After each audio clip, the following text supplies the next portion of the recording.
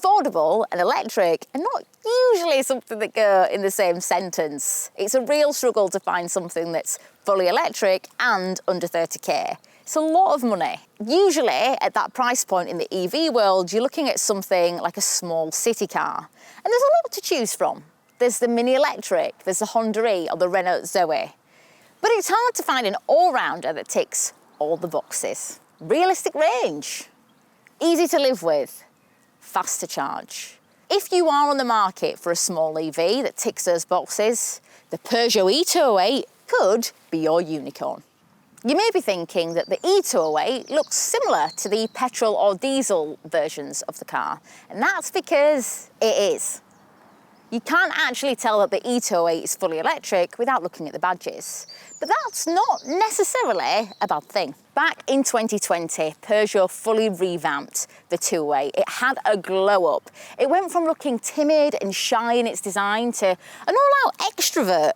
I mean, it even comes in yellow as standard. Now, if yellow's not your thing, don't worry. There's a choice of the usual suspects. You've got black, white, there's greys, there's also a bright red and this beautiful blue, which is called Vertigo Blue. It just screams, look at me. Love it. It's got a more menacing front end than the previous model, a sportier body and a bigger grille. And the headlight design is really quite aggressive too. I'm guessing the designer was an X-Men fan. As standard, you get LED headlights, and with GT trim and above, you're going to get the full LED headlights with Smart Beam Assist, which means that you don't blind people when you put them on. This particular car's got the 17-inch alloys, which come with the higher spec e-208. Even with the entry-level electric 208, you're going to get 16-inch alloys, which is good. Around the back, Peugeot have kept it sporty and simple. With a lower premium trim and above, you'll get these 3D LED rear lights and back and rear tinted windows as standard, which really complement the car's design. Size-wise, the Peugeot 208 is bigger all round compared to the previous 208. It's a bit bigger than the Mini Electric and almost identical in size to the Vauxhall Corsa E, which it shares a similar platform with. It's got a decent sized boot too. With the seats up, you get 311 litres, and with them down, 1,106 litres. That's huge. It's got one of the best boot sizes in its class, especially with the seats down. Something else that this car shares with the Vauxhall Corsa E is the decent range. It's got 225 miles of predicted range, not far off the Renault Zoe, much more than the Mini Electric and the Honda E. And it's pretty fast to charge too. So from a 50 kilowatt public charger, you're looking at about 20 to 80% in 40 minutes. And from home with a 7 kilowatt wall box, 7.5 hours. So it's relatively easy to live with as far as EVs go. Something else that makes it easy to live with is how easy it is to park, manoeuvre and drive. Visibility is really good. I don't think it needs blind spot monitor, and that comes as standard with GT trim and above. It's really easy to drive, it's really easy to manoeuvre, it's pretty nippy. It's got 3 different drive modes. Sport mode being where the fun happens, eco mode being where the boredom happens but the most range is, and normal mode, which is a good combination between the two. It's perfect for cruising around town or nipping here and there, and it can keep up on the motorway too for a short stint. Something else that helps you save precious range is the regenerative braking mode. If you just knock back the gear selector whilst you're in drive mode, it'll pop that on for you. It's not one pedal braking like the Fiat 500e or the Honda E, but it's still enough to save your brake pads a bit. Taking speed bumps and potholes can be a bit jarring, but you just need to really slow down for them, which you should be doing anyway. In terms of practicality, the e-208 is a pretty good all-rounder. It's got 5 doors and 5 seats, but they are a bit cramped in the back. I definitely wouldn't want to be sat here a long time, but it's all right for small journeys and small children. There's no back centre armrest, which is a little bit rubbish, but I think Peugeot make up for it with the other things that they offer, like the good tech. As standard in the e-208, you're going to get 2 USB ports at the back, which are good for charging phones and other devices.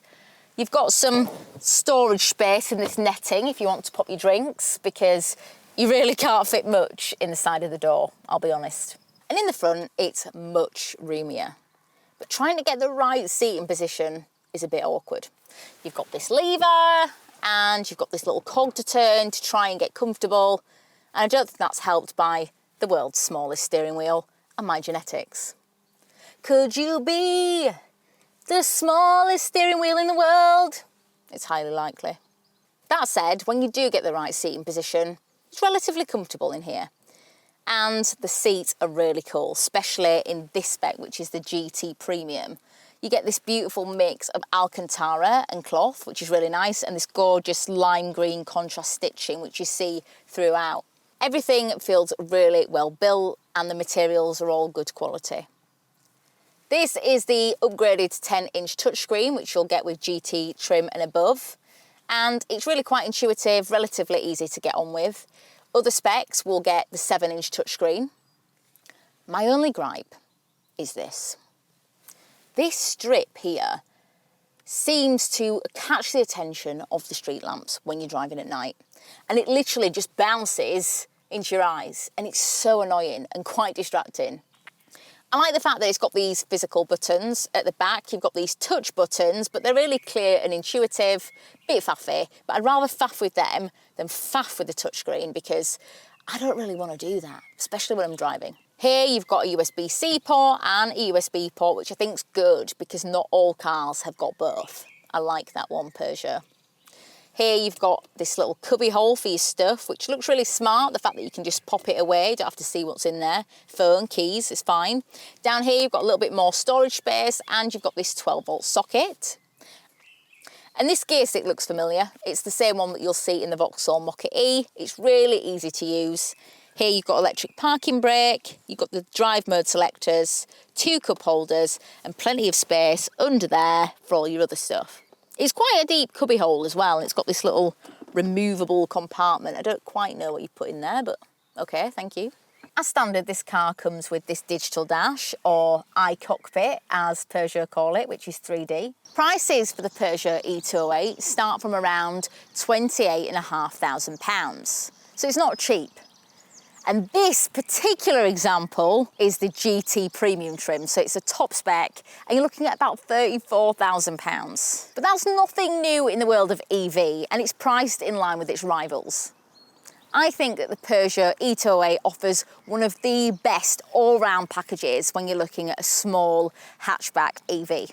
In my opinion, the Peugeot e-208 is a really good all-rounder and one of the best. It blends really good standard equipment with a realistic range, and it's got a 4-star NCAP safety rating, which is pretty good. You don't have to scream that you've got an electric car, but if you wanted to, you could do it the old-fashioned way. My car is electric! It's fun to drive, and 136 horsepower is more than enough to get your kicks on the country lanes, in line with the speed limit, of course. In my opinion, the Peugeot e-208 is a viable electric option for those doing short journeys, if you've got the budget for it. Don't forget that you'll make some savings too on fuel costs, running costs, and VED, or road tax as you may know it. So what do you think to the Peugeot e-208? Would you have one? Would you choose it over its rivals? Let me know your thoughts in the comments. And don't forget to like and subscribe for more amazing car content, if I do say so myself.